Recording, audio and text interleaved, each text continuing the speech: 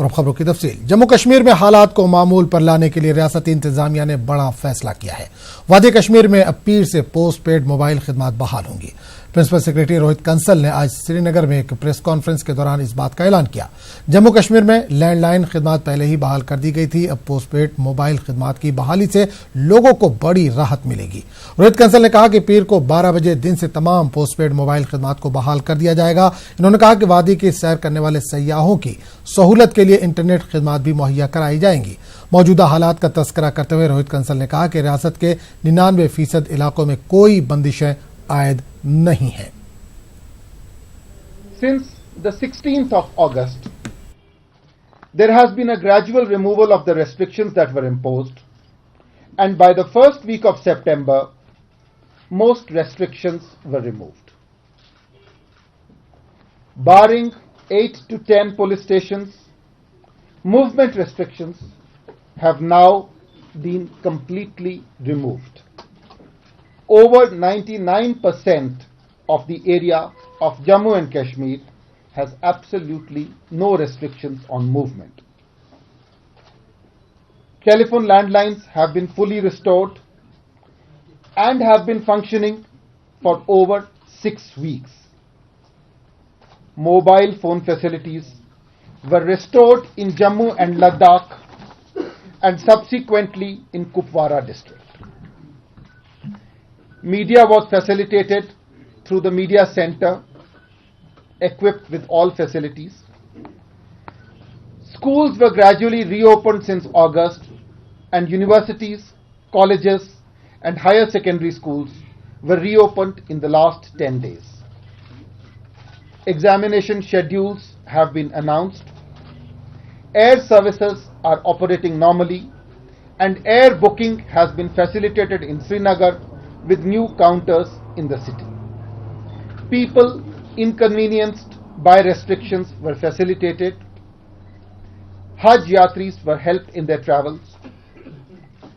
25 internet kiosks are operating in each district in the DC office to help students, contractors and government departments to carry out their functions. Students have been using this facility to apply for exams, download admission cards, etc.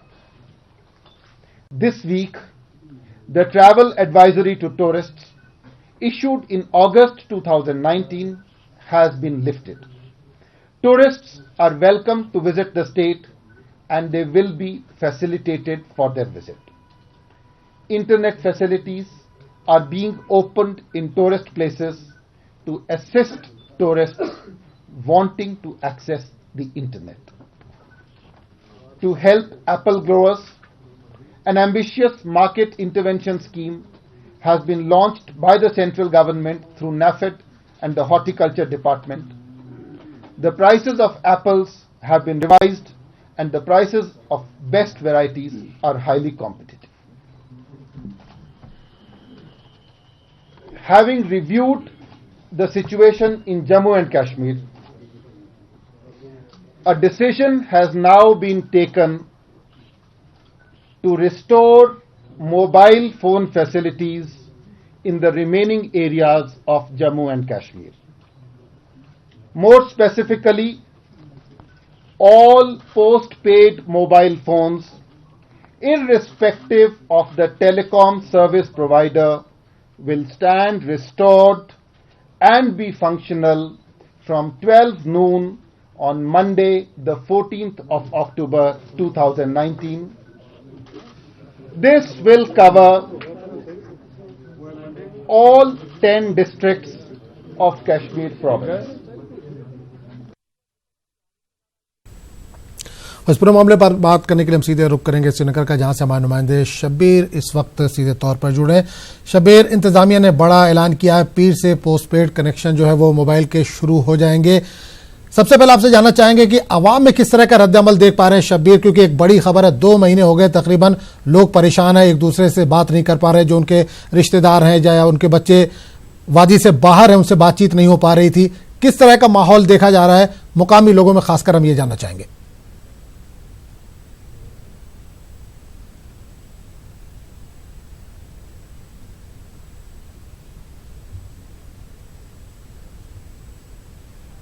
नगाड़े तो यहाँ पे होंगे नहीं क्योंकि ऐसे हालात यहाँ पे हैं नहीं, लेकिन हाँ बहुत बड़ी राहत है। लोग इस बात से काफ़ी राहत महसूस करते हैं कि मोबाइल सर्विसेज को खोल दिया गया है।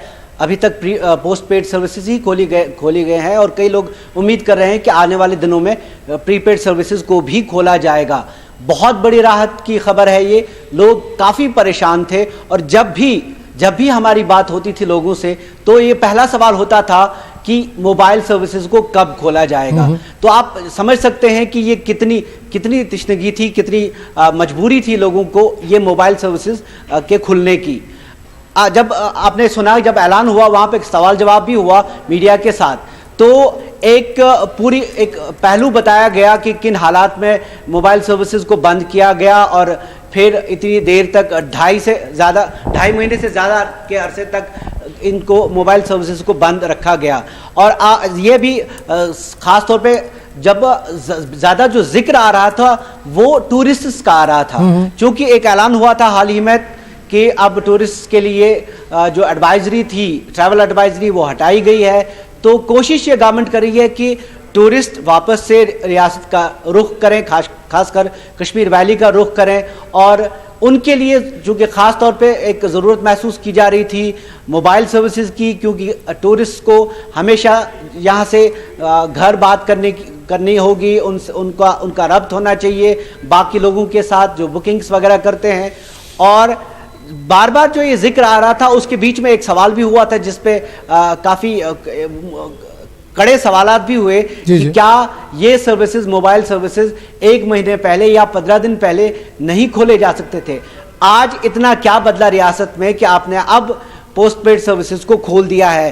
तो अगर कई लोग ये मानते हैं कि इन्हें 1 महीना पहले भी खोला जा सकता था, क्योंकि उतनी खास तब्दीली नहीं आई है कि इनको आज खोलने की ज्यादा मजबूरी थी, 1 महीना पहले नहीं थी। लेकिन बहुत राहत की खबर आजम, काफी लोग बहुत खुश होंगे। हालात यहाँ पे ऐसे हैं कि यहाँ पे कोई इसमें ढोल नगाड़े की बात तो हो नहीं सकती, लेकिन जिन लोगों से हमारी बात हुई वो इस ऐलान को लेकर खुश हैं और अब इंतजार हो रहा है कि सोमवार को वो घंटियां बजनी शुरू हो जाएंगी और वो खैर खबर की जो बात आती थी वो शुरू हो जाएगी एक बार फिर 2.5 महीने के बाद। तो ये राहत की खबर है। और सरकार के लिए भी मुझे लगता है, जहां तक एडमिनिस्ट्रेशन का ताल्लुक है आजम, एडमिनिस्ट्रेशन में भी बहुत मुश्किलें थी। हमने देखा, अगर आप 10 दिन पहले बात करें तो यहाँ पे जो बड़े बड़े महकमे थे, हमने उन पे स्टोरीज भी न्यूज़ 18 उर्दू पे चलाई कि किस तरह वो अपने आप को हैंडीकैप महसूस कर रहे थे, क्योंकि जो लोअर लेवल के लोग थे उनके पास मोबाइल तो थे नहीं। आप किसी भी महकमे का नाम लें, उनकी लोअर लेवल पे किसी के पास मोबाइल फोन नहीं थे। अगर एक चीफ इंजीनियर को किसी जेई को बुलाना होता या उसके इलाके में क्या हो रहा है उससे बात करनी होती तो जेई के पास कोई खबर नहीं थी। कई मुलाजमीन इसका फायदा लेकर गायब भी थे दफ्तरों से। तो एडमिनिस्ट्रेशन के लिए भी ये एक बहुत अच्छा नेक शुगुन रहेगा। उनका एडमिनिस्ट्रेशन में भी मदद मिलेगी, लोगों को भी राहत है। और जिस तरह गवर्नमेंट कहती है कि टूरिस्ट आएंगे, उन्हें भी काफ़ी राहत होगी। लेकिन लोग बार बार ये सवाल पूछ रहे हैं कि इंटरनेट आखिर कब खुलेगा, क्योंकि अगर आप टूरिज्म की बात करेंगे तो इंटरनेट पे टूरिज्म काफ़ी मुनहसर है। हालांकि ये बात सच है जो रोहित कंसल सरकारी तर्जुमान कह रहे थे कि कियोस्क खोले गए कई जगह पे जहाँ पे तलबा को हेल्प मिलती है, उनकी मदद होती है फॉर्म भरने में, लेकिन वो काफ़ी नहीं है। और जो जिक्र ये चला है कि जो इंटरनेट सर्विसेज जो सयाहती मकामात है वहाँ पे महदूद हद तक वो मैसर रखे जाएंगे, टूरिस्ट को मदद मिलेगी, लेकिन बाकी लोगों को भी इसकी अशद ज़रूरत है। उम्मीद करेंगे कि आने वाले दिनों में शायद गवर्नमेंट इसकी तरफ भी चले। बिल्कुल, एक चीज और जानना चाहेंगे, जाहिर सी बात है रोहित कंसल ने काफी लंबी चौड़ी प्रेस कॉन्फ्रेंस की, कई बातों का उन्होंने जिक्र किया, साथ में यह भी जिक्र किया कि रियासत के 99% इलाकों में अब कोई बंदिशें आयद नहीं है। आप लगातार हालात पर नजर रखे हुए हैं, तो क्या माना जाए कि बहुत जल्द बिल्कुल नॉर्मलसी लौट आएगी?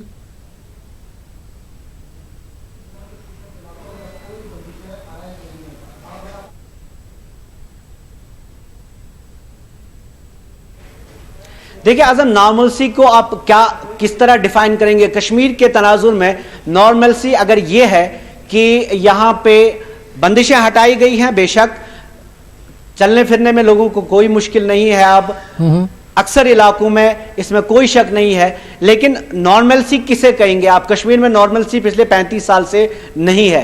अगर आप नॉर्मलसी कहेंगे कि बाजार खुलेंगे, स्कूल फिर से वहां पे बच्चे वापस आएंगे, पब्लिक ट्रांसपोर्ट चलेगा, फिलहाल तो नॉर्मलसी के पैमाने यही हैं। अगर वो फिर से शुरू होता है, वो फिलहाल देखना होगा। आज की तारीख में अभी इस वक्त तक पब्लिक ट्रांसपोर्ट नहीं है, दुकानें अक्सर दिन के अक्सर अवकात में बंद रहती हैं, और जहां तक स्कूलों का ताल्लुक है वहां पे अभी तलबा नहीं आते हैं। हालांकि इम्तिहानात चल रहे थे यूनिवर्सिटी के, जब ये हालात पैदा हो गए थे उस वक्त इम्तिहानात चल रहे थे BS अंडर ग्रेजुएट लेवल तक के, वो भी रोकने पड़े थे।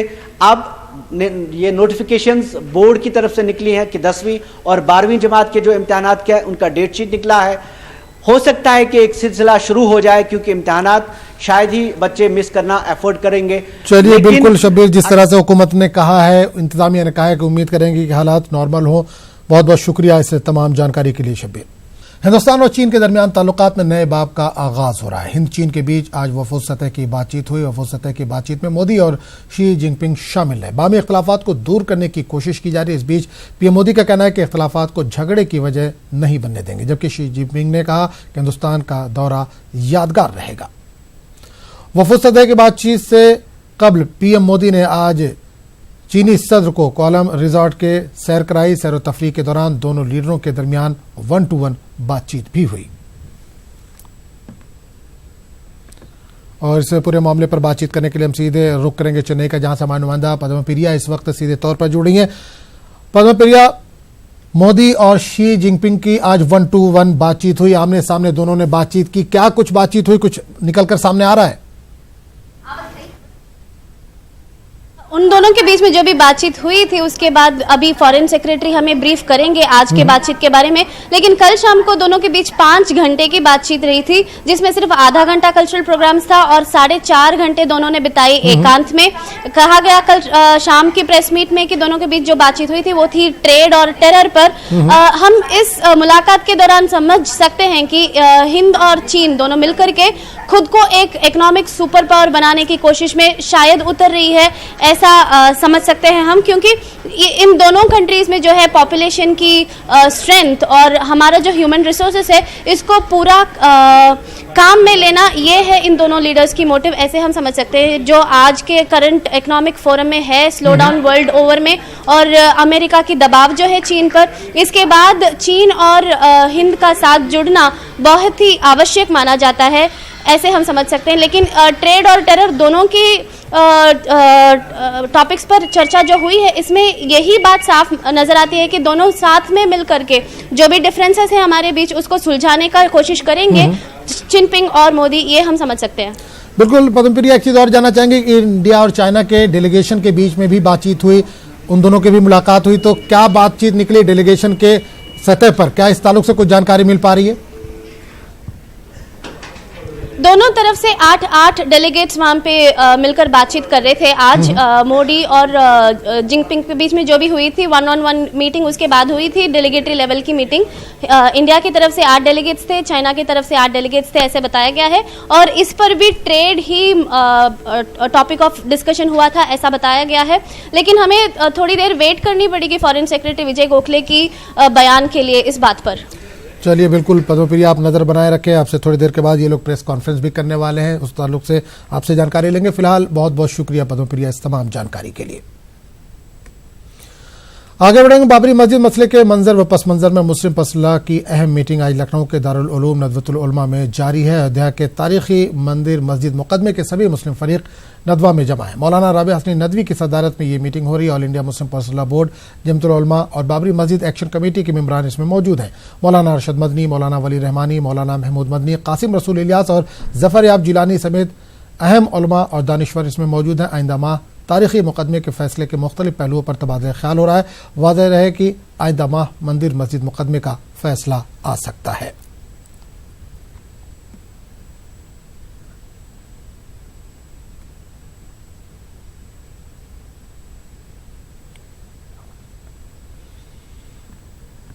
तो नाज़रीन आपको एक बार फिर बता दें कि बाबरी मस्जिद मसले के मंजर व पस मंजर में मुस्लिम फसला की इस वक्त अहम मीटिंग जारी है। दारुल उलूम नज़रतुल उलमा में ये मीटिंग जारी है। इस ताल्लुक से बात करने के लिए हम सीधे करेंगे रुख लखनऊ का, जहां समाअत नुमाइंदे तारिक कमर इस वक्त जुड़े। तारिक, आपसे जानना चाहेंगे कि ऑल इंडिया मुस्लिम फसला बोर्ड का अहम इजलास, अहम मीटिंग इस वक्त जारी है, क्या कुछ बातें चल रही वहां पर, कुछ निकल कर सामने आया? अभी मीटिंग चल रही है और बताया गया है कि जोहर की नमाज तक ये मीटिंग चलेगी। उसके बाद बाकायदा तौर पर प्रेस रिलीज जारी करके ये बता दिया जाएगा कि मीटिंग का एजेंडा क्या था और किस बात पर बात हुई है। ताहम कोई वजाहत अभी किसी भी जिम्मेदार रुकन की तरफ से नहीं की गई है। कयास आराइयाँ बहुत सी लगाई जा रही हैं और अपने अपने तौर पर लोग ये कयास कर रहे हैं कि मीटिंग जो है ये यूँ तो इसको नाम आम इजलास से ही किया गया है, ताहम इसमें जो गौर किया जा रहा है वो बाबरी मस्जिद के ताल्लुक से जो आइंदा का फैसला आना है उसकी के मंदिर और पसंदर में ये मीटिंग हो रही है। और अब तय ये करना है जिम्मेदार अरकान को कि अगर फैसला बाबरी मस्जिद के हक में आता है तो किस अंदाज से पेशरफ्त की जाएगी, अगर फैसला खिलाफ आता है तो क्या कुछ हिकमत अमली वज़ा की जाएगी। और ये देखा इसको इस बात से भी गौर चल रहा है कि जो बाहर आवाज़ें एहतजाज बुलंद कर रहे हैं लोग और ये कह रहे हैं कि इसका फैसला सिर्फ और सिर्फ बातचीत से होना चाहिए, तो उन लोगों के जहनों में क्या खदशे हैं, क्या अंदेशे हैं, वो भी बहुत अहम पहलू है आदम। और बात बुनियादी तौर पर यही है कि जो लोग ये चाहते हैं कि इसका फैसला बाहर हो, उनका मानना यह है कि अगर फैसला बाहर हो जाएगा तो हालात बेहतर हो जाएंगे, हिंदू मुस्लिम एकता कायम रहेगी। और अगर फैसला मस्जिद के हक में आया है या आ जाता है तो फिर उससे कशीदगी बढ़ जाएगी, ये लोगों का मानना है, ये अंदेशा खदशा है।